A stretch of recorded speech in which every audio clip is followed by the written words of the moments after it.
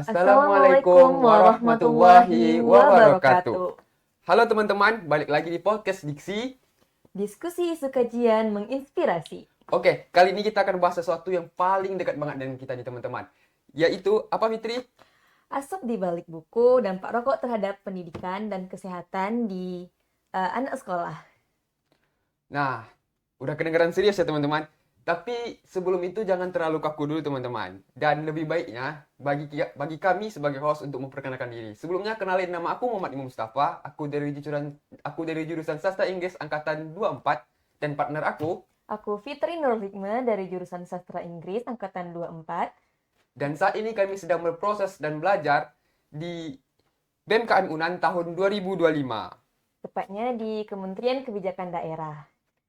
Nah, sebenarnya topik kita ini agak serius juga ya Kak, karena rokok itu udah dianggap umum gitu di tempat lain. Nah, tapi kita bawa santai aja teman-teman. Kita bawainnya ngobrolnya santai, chill aja. Nah, sebelum itu alangkah baiknya kita perkenalkan pemateri kita Oke. yang keren ya teman-teman. Ya. Jadi teman-teman, Kak Fitri ini itu adalah mahasiswa UNAN yang sangat produktif teman-teman. Beliau sering traveling dan bahkan bukan pertama kali bagi beliau untuk mengisi speaker seperti hari ini teman-teman. Apa kabar Kak? Sehat Kak?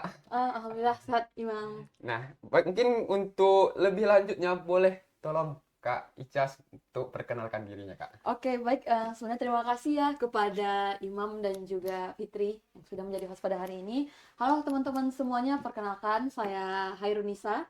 Dalam keseharian biasa dipanggil Ica Khair, yang mahasiswa jurusan Ilmu Kesehatan Masyarakat, Fakultas Kesehatan Masyarakat Universitas Andalas. Mungkin itu perkenalan singkatnya Imam Fitri. Oke. Oke. Nah, gimana kegiatan kakak belakangan ini Kak? Kan kakak sangat produktif ya. Fitri kan follow IG kakak nih, kayak nggak ada capek-capeknya kakak Ica nih, energinya selalu up gitu. Oke, kalau untuk kegiatan saat ini, Kak, paling ini ya, mau penelitian juga. Hmm. Insya Allah doain ya segera wisuda juga. Terus Amin. karena kakak juga bagian dari komunitas founder Cat Karin, ya, Iya. peduli kucing kampus dan jalanan. Jadi sekarang kita lagi ada beberapa agenda feeding yang mau dijalankan sama foto challenge kucing kampus kayak gitu. Jadi teman-teman nanti boleh ikut juga. Oke Kak, Oke. bagus ini Kak. Nah, jadi kan kalau kita lihat, kami lihat IG Kak suka traveling, pergi sana ke sini gitu. Pastinya Kakak nggak asing dengan yang namanya rokok. Sepanjang jalan, pasti nih Kakak ngelihat orang ngerokok atau gimana gitu. Nah, menurut Kakak pribadi nih, bagaimana tanggapan Kakak ketika mendengar kata rokok atau melihat orang merokok itu Kak? Oke, baik. Sebenarnya terima kasih ya Imam atas pertanyaannya. Ini betul sekali kata Imam.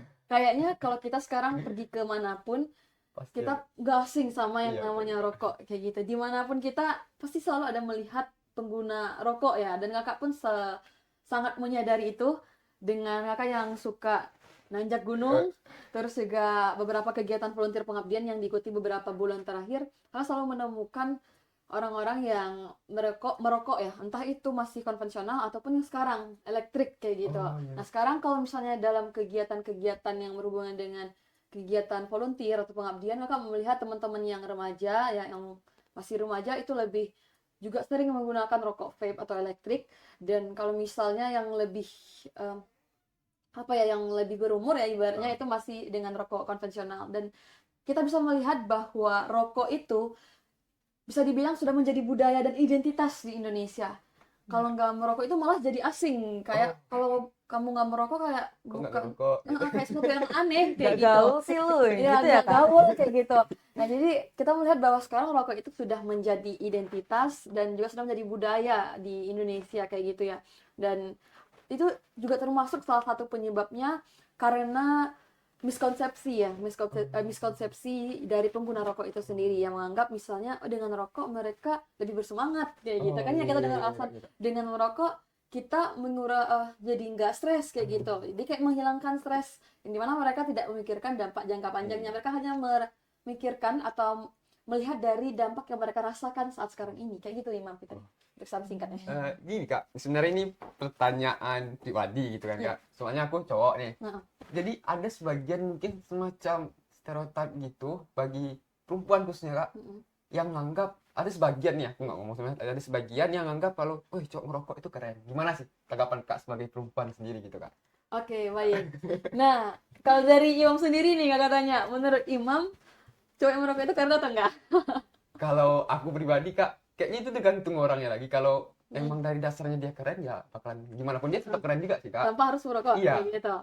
Nah, ini ya. Jadi memang ya, rokok itu sering diidentikan dengan seseorang yang keren. Karena kalau misalnya kita lihat bagaimana promosi rokok atau iklan rokok sendiri, kalau teman-teman Oh, lihat iya, kayak iya. savage berdamage gitu Oh, nggak iya. sih? Iya, benar. Selalu benar. yang ditampilkan adalah cowok-cowok yang maskulin, Hmm. yang keren, dimana cowok-cowok yang mungkin lagi berpikir atau melepas dari jenuhnya dunia Oh. dan dengan memegang sebatang rokok itu sesuatu dianggap yang keren. Makanya anak-anak, kita menyinggung siswa tadi ya, anak-anak atau siswa-siswa yang masih dalam kondisi Proses. labil kayak gitu ya, pasti mereka ketika melihat iklan-iklan tersebut mereka melihat, oh ternyata cowok-cowok yang sering menggunakan rokok ini adalah cowok-cowok yang keren ya kayak gitu. Oh ternyata cowok-cowok yang merokok ini adalah cowok-cowok yang maskulin ya kayak gitu. Mereka yang kayak, oh setelah mereka lepas dari menjauh dari kejenuhan dunia dan sebagainya, sedang berpikir, mereka ada rokok kayak gitu. Nah jadi kalau misalnya mereka ya yang menggunakan rokok dan sebagainya pasti menganggap ini adalah suatu hal yang keren, dan di sisi lain pasti mereka juga menganggap bahwa ini ada dampaknya untuk dirinya, dan pasti mereka lebih melihat ke arah positif gitu, nggak peduli Oh. negatif. Meskipun Iya, iya, iya. kita ngeliat ya di kemasan Betul, rokok ada betul. yang merokok membunuhmu, udah Iya. paru-paru bolong dan Iya, iya. sebagainya, mereka kan nggak berhenti merokok karena melihat apa yang mereka rasakan tadi gitu. Oh mereka merasakan lebih bertambah energinya, lebih semangat dan sebagainya setelah merokok. Sebenarnya kan itu kalau misalnya kita balik lagi ke apa sih kandungan dalam rokok itu, teman-teman tahu kan ya, ada tar, nikotin. Iya, Nah, nikotin inilah yang stimulan yang mencapai otak dalam waktu yang singkat, sehingga otak itu melepaskan dopamin, endorfin kayak gitu. Nah, hormon inilah yang menghasilkan rasa senang dalam diri seseorang. Kalau misalnya udah kehilangan sebentar aja tuh kayak haus lagi gitu, pengen lagi. Ini nih yang menyebabkan kecanduan nikotin tadi gitu. Seperti itu. Berarti Kak, kalau dilihat kemungkinan awal kenapa terusnya siswa ya mencoba awal merokok itu bukan karena mereka butuh, melainkan ada Ikut-ikutan. pengaruh psikologi di dalamnya gitu. Karena Iya. mereka ingin terlihat keren dan segala macam. Berarti begitu ya Kak? Ya, bisa kayak gitu juga. Dan juga bisa berhubungan dengan pertama lingkungan.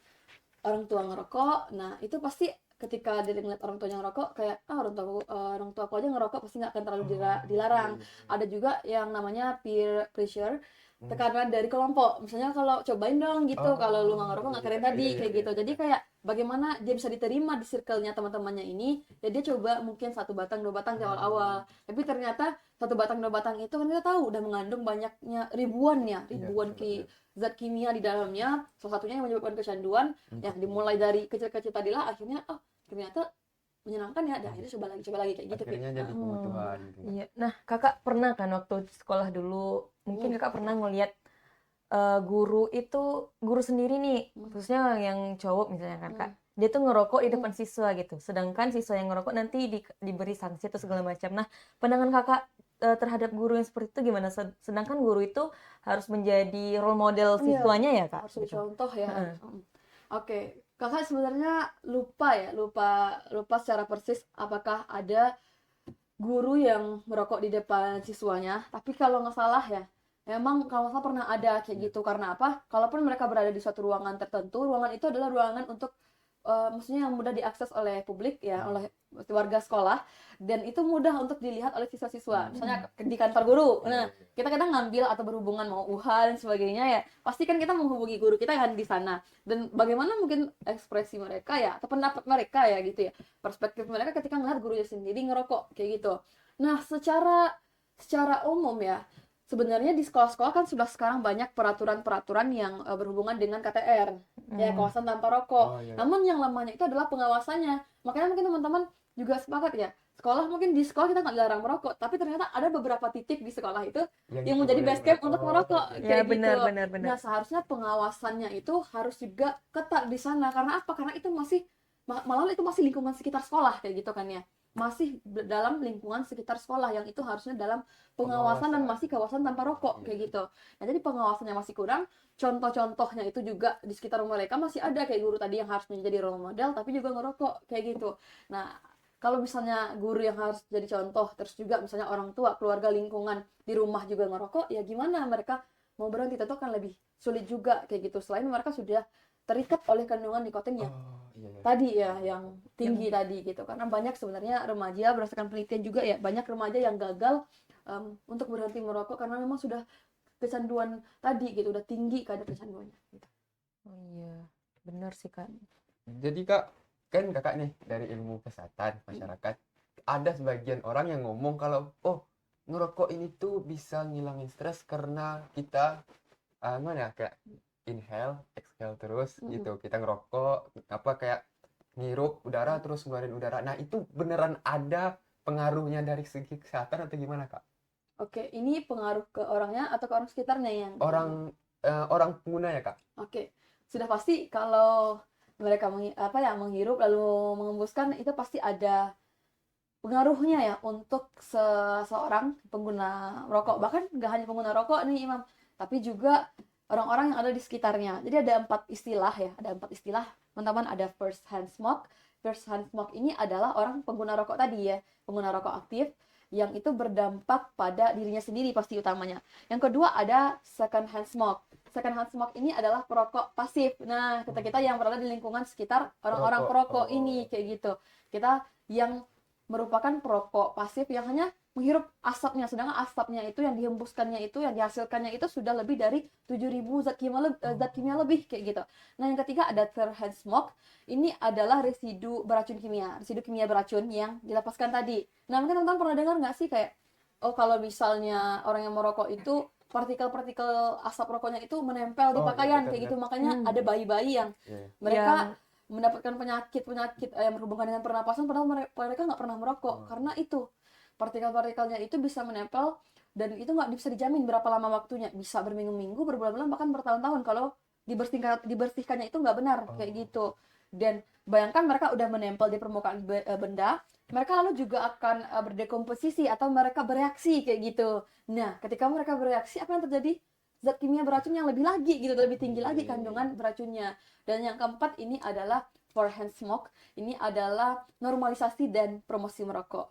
Nah, kita sering ya menormalisasi dan menghargai orang-orang yang seolah-olah menghargai orang merokok kayak gitu, kayak ya dia kan merokok ada pilihannya, tapi kita jarang nih melihat bagaimana dampak ke orang-orang di sekitarnya. Terus promosi merokok tadi ya, yang walaupun sudah dilakukan pengawasan dan pembatasan tertentu ya, ada aturan-aturan dalam iklan rokok ini, tapi masih aja gitu ya dinormalisasi, sering kita lihat dan mudah ditemukan dimanapun kayak gitu. Jadi ini sangat banyak dampaknya. Bahkan tadi yang paling parah itu dari 8 juta yang meninggal setiap tahunnya karena rokok, itu udah termasuk 1,3 di dalamnya itu adalah orang-orang yang nggak pernah merokok sebenarnya, tapi mereka hidup di tengah-tengah lingkungan yang merokok kayak gitu. Berarti lebih bahaya mereka yang sebagai perokok pasif ini, Kak, udah nggak ngerokok tapi kena dampak dari rokok itu sendiri. Iya, benar, kena benar dampaknya sekali. lagi gitu. Nah, kakak pasti juga pernah kan berada di lingkungan perokok gitu Kak. Nah, bagaimana kakak bereaksi ketika orang-orang tuh merokok? Sedangkan kita Fitri pribadi, kalau misalnya ada orang di sekitar Fitri ngerokok itu kayak nggak nyaman Kak. Soalnya kan yang pertama asapnya itu bau, yang kedua bisa bikin kita batuk-batuk gitu Kak. Nah, kakak gimana cara berkomunikasi ke orang tuh biar kayak Bang, kayaknya rokoknya agak jauh dikit deh Bang, kayak biar nggak apa ya namanya, biar nggak bikin orang itu tersinggung juga Kak gitu. Iya, oke. Tapi sebenarnya emang mereka tuh nggak sadar tempat juga Kak kadang ngerokok nggak tahu Kak. tempat Iya. gitu. Oke. Nah, ini Fitri sangat menarik ya pertanyaannya, karena Fitri kalau nggak salah pernah juga ya waktu ngisi di IGM sebelumnya, Kak bilang Kak orangnya nggak enakan. Iya, enakan sebenarnya. Nah, tapi kalau misalnya Kakak nah ini ya yang sebenarnya dulu awal-awal Kakak sangat perbaiki sekali gitu. Karena apa? Karena nggak enakannya kita itu juga salah satu bentuk forehand smoke sebenarnya adalah bentuk kita menormalisasi dan menganggap biasa aja kayak gitu. Nah, jadi apa yang kita lakukan? Nah, ini berdasarkan pengalaman Kakak ya. Yang pertama adalah dulu sekali itu agak tahan nafas. Biar nggak terhirup asapnya kayak gitu kan. Tahan nafas, dan itu akhirnya gimana yang menimbulkan juga sesak nafas ya bagi kita kan. Iya. Terus ketika kita narik nafas ya langsung banyak kan, Iya, karena iya, kita iya. nahan ya sebenarnya makin banyak juga yang kita masuk dan yang kita masukkan dan kita hirup kayak gitu. Terus di kakak udah sampai juga di tahap pernafasan napas karena di lingkungan yang merokok kayak gitu, karena aslinya udah ngepul kayak gitu ya. Soalnya udah mengepul dan sebagainya. Nah selanjutnya kakak gini lagi, kita menunjukkan dengan tindakan kita nggak nyaman kayak Oh, kipas-kipas ya, Kak? Kipas-kipas ya. Kipas-kipas Kode, ya. Nah, Kode. kadang kalau orangnya peka ya, tanpa kakak bilang, orangnya udah ngarahin misalnya anginnya ke sana Oh. gitu, digede-gedenya ya. Karena itu juga pernah terjadi ya, waktu kakak pengabdian baru-baru ini juga sebenarnya kakak gini kan. Nah, terus dia udah langsung ngarahin atau dia mungkin lebih pindah menjauh dari kakak. Nah, kayak gitu. Dan selanjutnya kalau misalnya kita benar-benar udah gak nyaman, kita emang harus coba Ngasih tahu. iya, kita harus coba ngasih tahu kayak Kak, kita mungkin boleh berjujur aja dengan kondisi kita kayak misalnya bang ini aku agak sesak napas, kalau misalnya ada asap rokok boleh menjauh ke sana sedikit nggak kayak gitu, karena kalau kita nyuruh dia berhenti atau nggak ngerokok itu nggak mungkin banget ya. Iya. Ini pasti kayak nanti kita boleh yang diserang gitu. Nyuruh berhenti langsung kayak gitu, nyuruh orang untuk berubah aja tuh butuh waktu, butuh proses, apalagi nyuruh berhenti langsung nggak mungkin kayak gitu. Iya, benar. Setidaknya bentuk perlindungan kita kepada diri kita sendiri, kita nyuruh dia pindah posisi kayak gitu. Kalau misalnya kita, karena memang banyak orang-orang yang gak enakan ya, karena tadi for hand smoke, normalisasi perilaku merokok tuh kadang udah besar banget sekarang kayak gitu. Dan ya kita mungkin bisa menunjukkan dengan tindakan kita kayak gitu. Nah, kalau misalnya orangnya itu masih ada empati ya, masih tahu diri kayak gitu ya, pasti dia akan pindah kayak gitu. Tapi kalau orang yang bodoh amat ya dia mungkin kita yang harus pindah menurut kakak ya. Itu bentuk perlindungan kita pada diri kita sendiri, karena kesehatan kita juga lebih utama kayak gitu. Gitu sih Mbak Fitri. Jadi emang orang gak enakan ini emang selalu kena dampak dari orang yang enakan aja pengennya sih emang. Benar. Tantangan banget sih bagi kita yang gak enakan ya. Iya. Kita juga dulu pernah kayak jilbab kan ditutupin ke hidung, kalau nggak ambil tisu udah kayak pakai cadar aja Iya. gitu. Iya sih emang. Jadi kalau dia peka sih, dia sadar pasti dia bakalan menjauh atau Iya. atau minggat lah bentar kayak gitu ya. Nah kak, kalau dari segi pendidikan sendiri nih kak, apa sih dampak rokok ini terhadap prestasi dari siswa gitu? Oke, baik. Terima kasih atas pertanyaan Imam. Nah, ini dari beberapa penelitian juga ya yang sudah kakak pernah baca. Jadi memang ada beberapa penelitian yang sudah dilakukan kepada siswa. Dan siswa-siswa yang merokok itu tingkat prestasinya jauh lebih rendah ya. Jauh lebih rendah daripada yang enggak merokok gitu, jauh lebih turun. Karena apa? Karena kita tahu ya bahwa ada kandungan-kandungan yang banyak di dalam rokok ini. Baik itu yang terkenal tuh kayak tar, terus ada juga nikotin dan karbon monoksida kayak gitu. Nah, kalau karbon monoksida ini dia menyebabkan penyempitan pembuluh darah. Kalau udah sempit pembuluh darahnya, aliran darah jadi terganggu kan. Kalau udah susah aliran darahnya, itu akan terjadi penebalan pembuluh. Yang ini juga bisa menyebabkan yang nantinya stroke dan sebagainya kayak gitu. Karena darahnya nggak lancar. Jadi ada menggumpal darahnya kayak gitu. Lalu juga tadi ada nikotin yang menyebabkan kecanduan.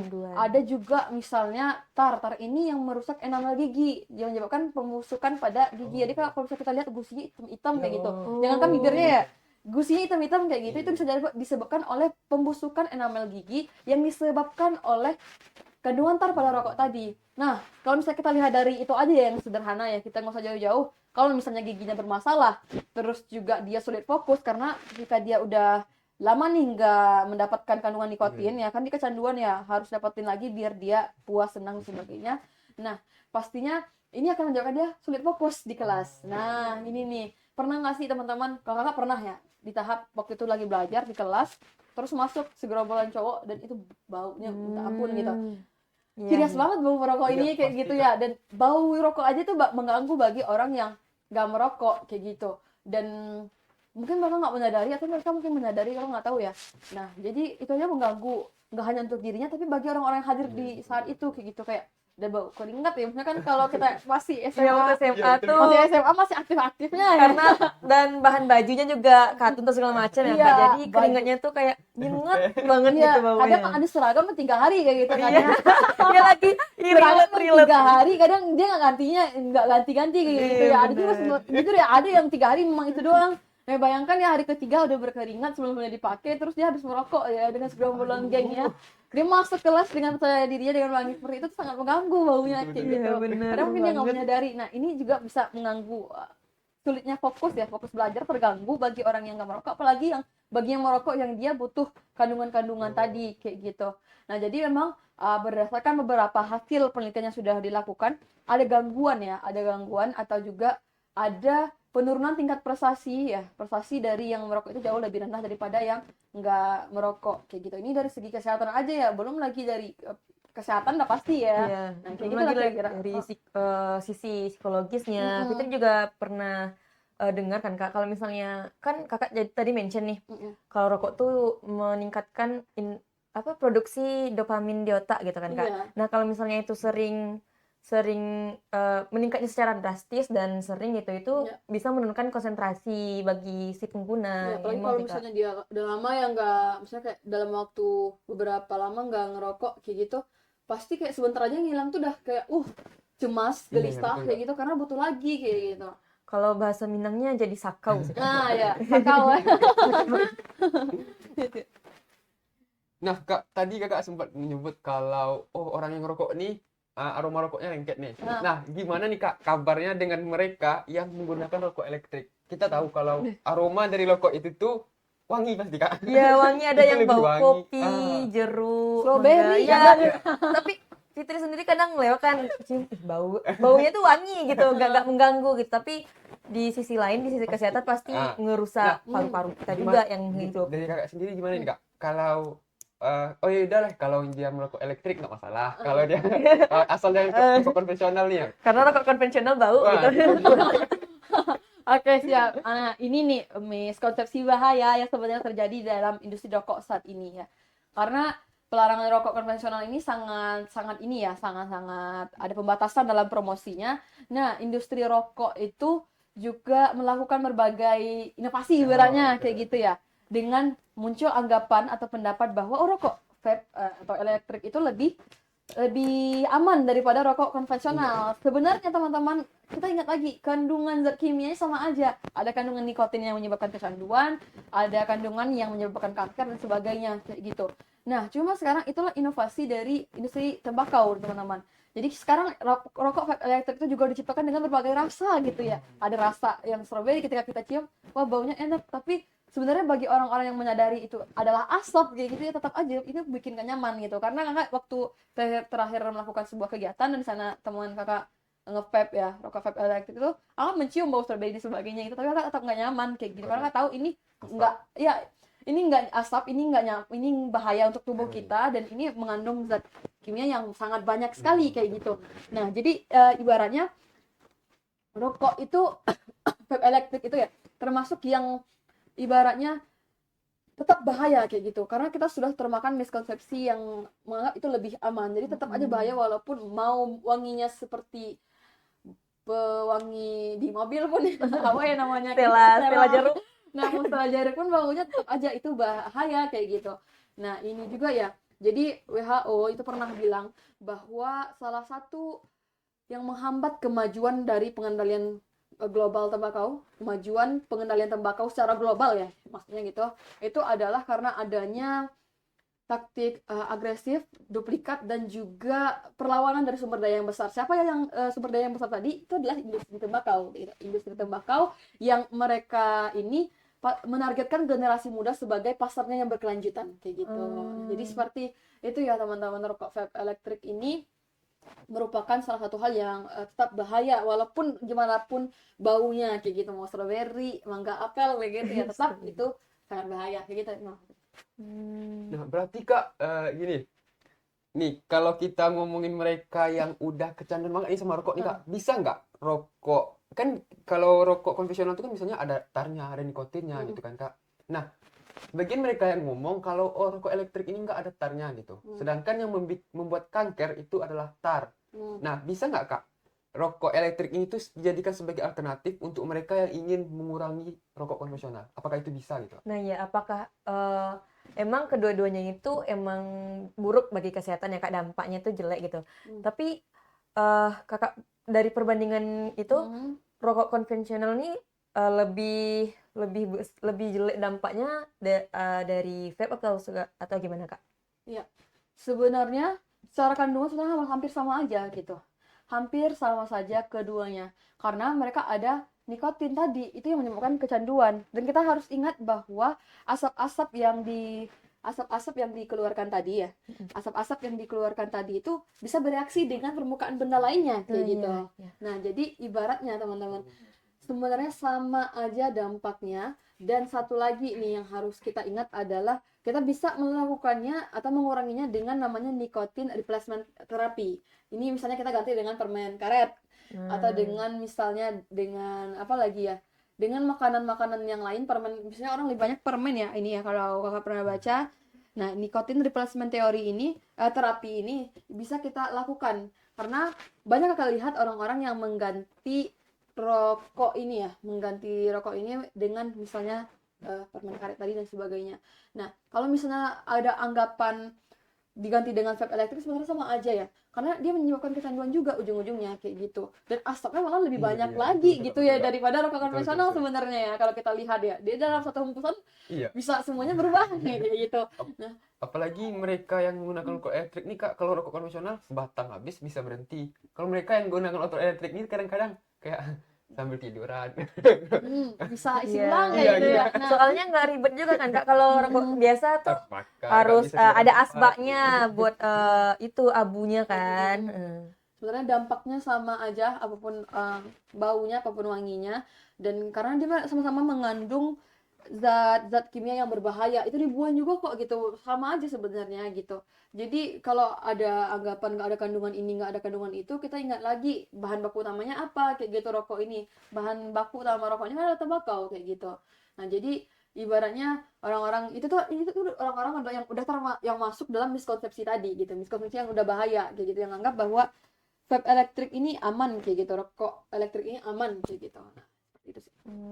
Berarti Kak, kalau kita lihat dari apa ya, bahan utama dari rokok ini itu kan tembakau Kak. Mm-mm. Nah, apakah tembakau itu sendiri memiliki manfaat gitu Kak? Oke. Soal penasaran soalnya. Iya, kan selama ini kita dengarnya rokok tuh punya dampak negatif aja ya, Ah. atau bisa jadi nih rokok ini ada dampak positifnya Oh, juga. misalnya kalau gitu. dia cuma tembakau aja bisa nih. Iya, kalau Ah, misalnya atau ada gimana? tembakau bisa bikin produk yang Oke. ada dampak positifnya gitu Kak.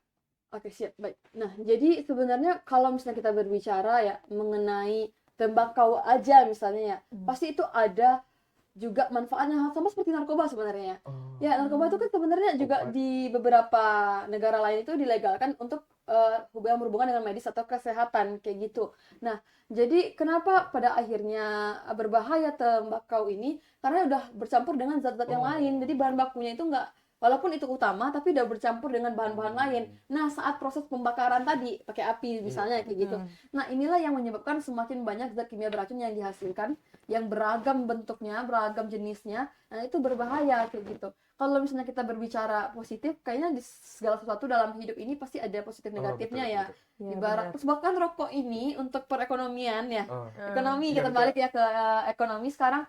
Ya, teman-teman pernah dengar bahwa penerimaan negara non pajak itu dari rokok. dari rokok. Iya. Bahkan itu konsisten terbesar kedua setelah pajak penghasilan kayak gitu. Nah, emang sebesar itu dampaknya pada penerimaan negara. Nah, ini ya seperti pisau bermata dua. Nah, di sisi lain emang masuk penerimaan negara banyak, tapi dampaknya juga ke negara gimana? Keluarga negaranya Nah, juga. kalau misalnya kita kesehatan ya, sebagai orang kesehatan, BPJS kesehatan tuh udah berapa sih banyak pengeluarannya untuk menangani orang-orang yang merokok Kasus tadi rokok kayak gitu. itu. Muternya di situ lagi. Iya. Muternya di situ lagi. Jadi kayak ya dia banyak tuh, negara kami membantu negara loh ini ngasih dengan adanya Ya, pajaknya yang rokok, gede industri tembakau, gitu. pajak yang gede sebagainya gitu. Tapi ini kalian-kalian yang sakit dan masuk ke rumah sakit dan dibiayai oleh BPJS dan sebagainya itu kan juga pengeluaran negara juga kayak gitu. Nah, Benar, jadi benar. ibaratnya kakak pernah baca itu pengeluaran dari negara itu sampai ratusan triliun ya, entah per tahun atau per bulan ya, kalau nggak salah per tahunnya kakak baca.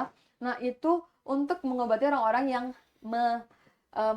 yang sakit akibat rokok, karena rokok ini tembakau ini adalah penyebab penyebab penyakit tidak menular yang terbesar gitu ya, karena dia menyebabkan jantung, terus juga menyebabkan penyakit pernapasan yang tidak menular kayak gitulah ibaratnya. Dan WHO pernah bilang dari 8 juta kematian yang kakak sebutkan tadi per tahun ya, sebenarnya penyebab tunggal terbesarnya itu adalah karena yang berhubungan dengan rokok tadi gitu. dengan tembakau tadi kayak gitu, yang itu sebenarnya bisa tidak terjadi ya gitu kalau misalnya orang-orang tersebut bisa mengurangi atau menghentikannya kayak gitu. Nah jadi ibaratnya 8 juta tadi itu ibarat kata WHO tuh ini angka yang seharusnya nggak harusnya nggak sebesar ini gitu, tapi ya karena penggunaan rokok tadi itu dampaknya sangat-sangat besar ya bagi kita gitu. Jadi kayak kesehatan global tuh banyak pengeluarannya. Kita di Indonesia kalau ada BPJS itu ya juga banyak pengeluarannya untuk menyembuhkan lagi orang-orang yang sakit akibat merokok ini kayak gitu. Nah, kakak tadi kan ada nyinggung tentang pendapatan negara dari pajak rokok nih, Kak. Ini kan di Indonesia sendiri ada 2 rokok, rokok ilegal sama rokok legal. Nah, rokok legal ini kan karena dia udah bayar pajak ke negara, makanya dia dilegalkan untuk diedarkan gitu. Sedangkan rokok ilegal ini dia nggak bayar pajak ke negara. Dan Fitri baca alasannya, salah satu alasannya itu kenapa rokok ilegal ini dilarang. Yang pertama tuh emang karena nggak bayar pajak. Yang kedua karena mengganggu kesehatan gitu. Jadi Fitri agak gimana ya? Karena rokok yang legal aja itu udah ganggu kesehatan juga, tapi pemerintah juga bilang kalau rokok ilegal ini kenapa diilegalkan karena dapat mengganggu kesehatan gitu. Nah, gimana tanggapan kakak tentang opini yang udah disampaikan pemerintah kita terkait ini, Kak? Oke, baik. Ini emang apa ya? Kayak cukup membingungkan ya. Karena apa? Karena itu sebenarnya masih rokok juga kayak gitu. Kalau pemerintah meyakini bahwa itu dan pemerintah sudah mengetahui bahwa itu mengganggu kesehatan, harusnya nggak ada kata-kata legal. Iya, gitu rokok ya. itu emang harus dilegalkan, jadi ilegalkan. Dilegalkan kayak gitu ya. Nah, tapi memang teman-teman itu bakal sulit ya, karena kita kembali lagi penerimaan negara non pajak itu terbesar, penerimaan negara domestik itu yang domestik itu dari rokok. Nah, mungkin teman-teman menyadari iklan rokok itu kenapa tengah malam baru muncul, karena itu termasuk juga aturan tadi gitu. Jadi untuk melindungi anak katanya, melindungi anak-anak katanya. Jadi rokok itu dilarang diiklankan misalnya di TV di jam-jam utama. Jadi hanya boleh misalnya dari jam 10 sampai jam 5 pagi ya. Makanya kita lihat ya tengah malam tuh kalau misalnya iklan yang terkenal tuh ada iklan selancar ya. Iya, itu ikonik banget kalau rokok. Itu muncul tengah malam ya, dan katanya kayak kita merasa di alam lain, dunia lain kayak gitu ya. Kalau melihat iklan itu. Dan itu sering muncul tengah malam karena ya tadi gitu. Pertanyaannya adalah apakah memang jam 10 sampai jam 5 ini dengan zaman yang sekarang ini anak-anak yang udah pada tidur banget semuanya gitu.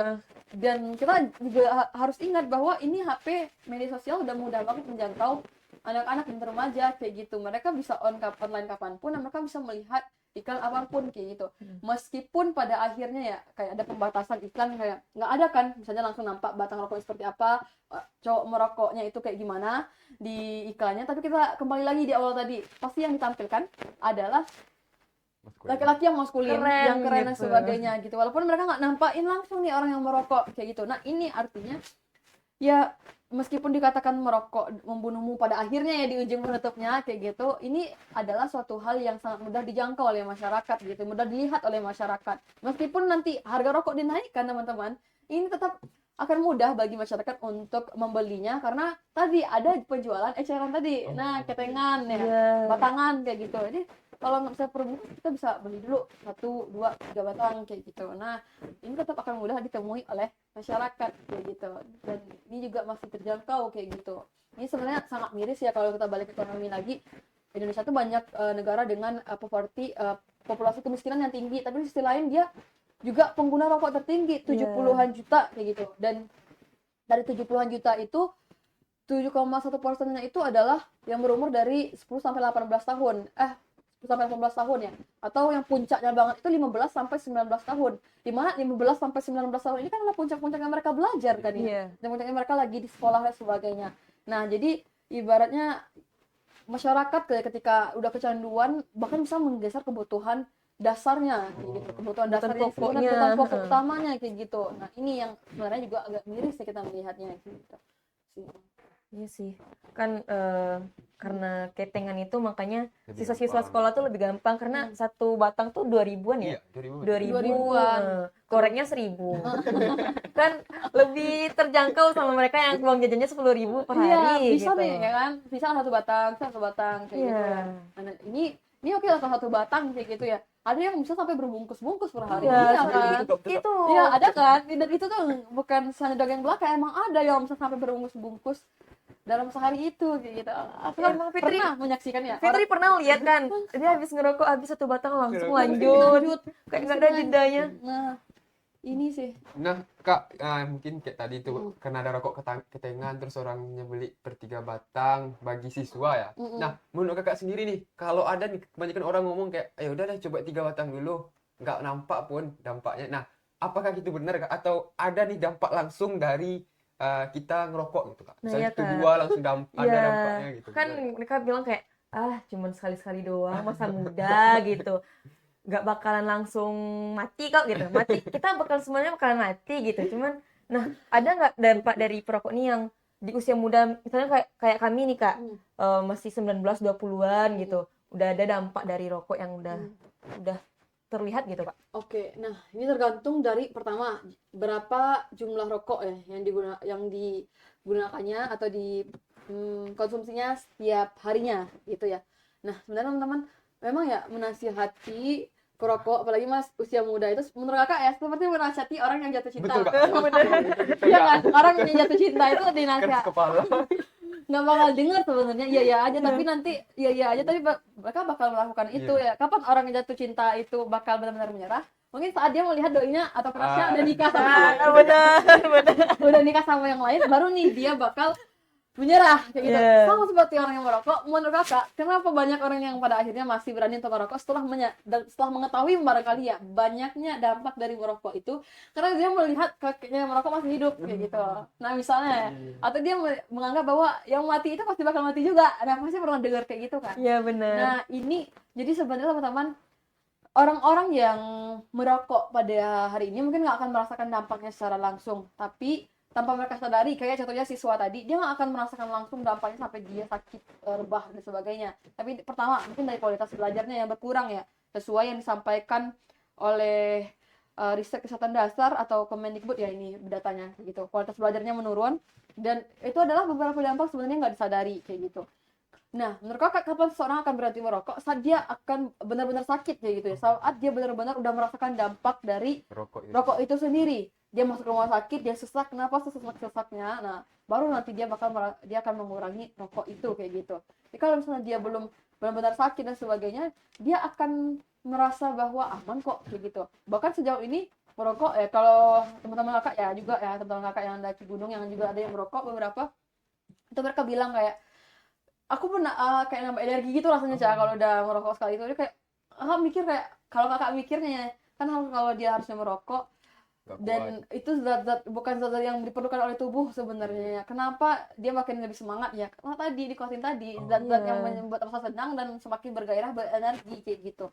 Nah mungkin dia merasa bahwa untuk dampak jangka pendeknya itu ya kayak aman, dia jadi lebih semangat, lebih bergairah, lebih ini itu dan sebagainya, senang karena tadi ya hormon dopamin dan tadi yang dikeluarkan sama otak kayak gitu ya.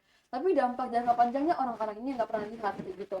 Nah kalau kita tuh harusnya ya kita mikir bagaimana di usia tua kita tuh nggak jadi beban bagi keluarga kita. Bener. Dia pernah nggak mikir itu gitu?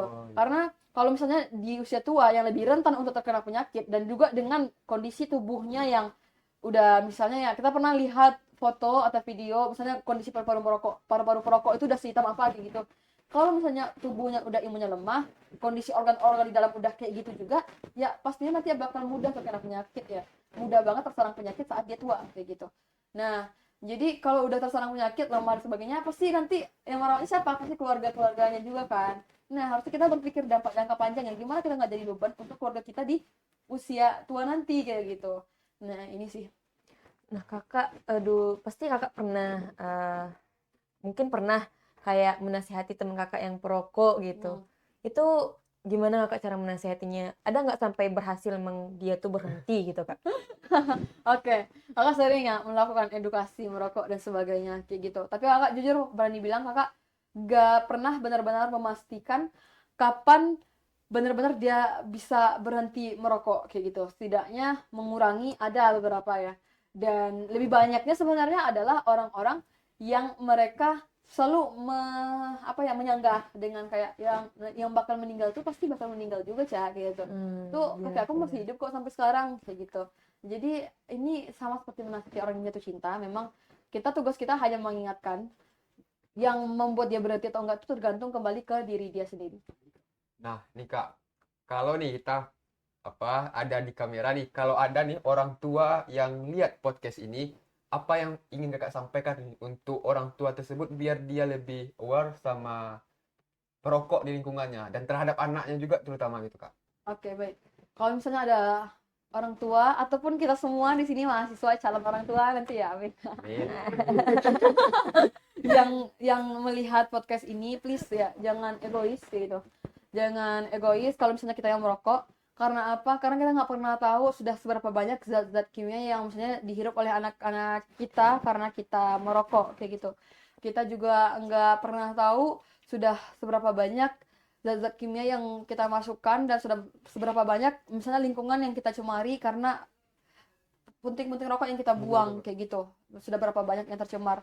Dan untuk orang tua yang belum ya itu yang nggak merokok ya, jangan sampai belum ya, yang nggak merokok itu pertahankan dan tingkatkan pengawasan kepada anak-anak kita yang masih berada di bangku sekolah. Kita nggak pernah tahu bagaimana lingkungannya yang dia temukan di sekolahnya, apakah teman-temannya ada teman-teman yang mendukung untuk dia berhenti merokok atau tidak kayak gitu.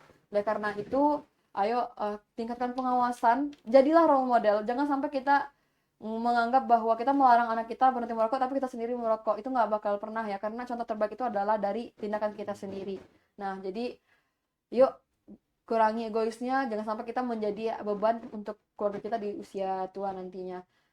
Karena kalau misalnya kita bilang seberapa pun dampak bahayanya, pasti mereka udah pernah terpapar itu dan mereka udah melihat itu semua di kemasannya. Ini adalah kembali ke kesadaran kita masing-masing. Kalau kita nggak mulai sekarang, kapan lagi?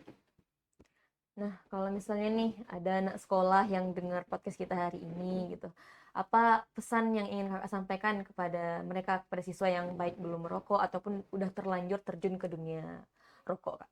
Oke, baik. Nah, untuk adik-adik yang masih berada di bangku sekolah, daripada teman-teman mengeluarkan uang setiap harinya untuk merokok, coba teman-teman bayangkan atau teman-teman akumulasikan, jika itu nggak digunakan untuk merokok, sudah banyak hal yang teman-teman bisa beli, yang itu lebih bermanfaat kayak gitu. Jadi ya seperti ini ya, kalau misalnya teman-teman belum bisa untuk berhenti merokok, minimal dikurangi dulu gitu. Dan dikurangi itu diselingi dengan tadi nikotin replacement therapy, diganti sama pengganti-pengganti nikotinnya lainnya seperti permen karet atau gula-gula kayak gitu ya. Nah, ini bisa teman-teman mulai dari sekarang kayak gitu. Nah, ya jadi gitu ya teman-teman, adik-adik siswa yang masih sekolah gitu. Jangan sekali-sekali, bagi yang belum pernah ngerokok, jangan sekali-sekali penasaran pengen, coba ngerokok kayaknya keren gitu. Jangan ya teman-teman, karena kalau udah sekali terjun masuk ke dunia rokok, itu bakalan susah kita buat keluar dari kecanduan yang udah kita dapatkan gitu. Nah, satu lagi teman-teman, kayak yang dibilang kakak itu tadi, yang bilang Kak Ica tadi, kalau orang ngerokok itu egois teman-teman. Jadi tolong buat orang tua yang mungkin saat ini sedang ngerokok dan emang sekiranya kalau emang tidak bisa dihindari, tolong perhatikan lingkungan sekitarnya. Oke teman-teman. Oke, nah seru banget kan ya obrolan kita hari ini, nggak berat kan, dibawa santai aja kan. Nah santai, nah jadi karena udah dengerin Pemaparan karena pemaparan dari Kak Kak Ica tadi yang udah dibawa santai gitu. Jadi makin kebuka kan pandangan teman-teman bahwa rokok itu bukan cuman urusan orang dewasa aja gitu, tapi juga nyerempet ke masa depan anak-anak kita gitu, dari orang tuanya yang nggak care tentang dia ngerokok depan anaknya gitu. Itu tuh bisa berdampak ke masa depan anaknya sendiri gitu. Nah, makasih banyak ya Kak Ica udah sharing ilmu yang sangat bermanfaat Makasih banget banyak, gitu. Kak. Oke, baik, terima kasih juga Imam dan Fitri. Nah, buat teman-teman pendengar, jangan lupa untuk tetap terus jaga kesehatan karena akhir-akhir ini bulannya mulai nih muncul orang-orang sakit karena Berber yang ya. belakangnya. Cuaca berubah. Iya, dan semangat terus belajarnya dan sampai jumpa di episode berikutnya. Bye-bye. Bye-bye.